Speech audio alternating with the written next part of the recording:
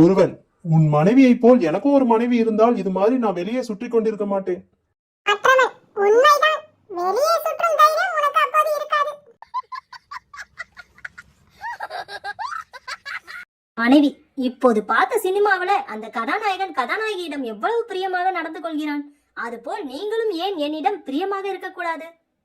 கணவன், முட்டாள்தனமாக உளராதே. அது சினிமா படம், கற்பனை. நிஜத்தில் அப்படியெல்லாம் நடக்காது. சோமு, என் மனைவியின் பிறந்த நாளுக்கு 250 ரூபாய்க்குள்ள என்ன பரிசு வாங்குவதென்று தெரியவில்லை.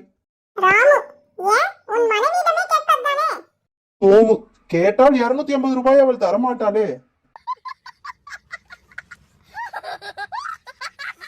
மனைவி, 25வது வருட கல்யாண நாளை எப்படி கொண்டாடுவது என்று யோசித்து வைத்தீர்களா?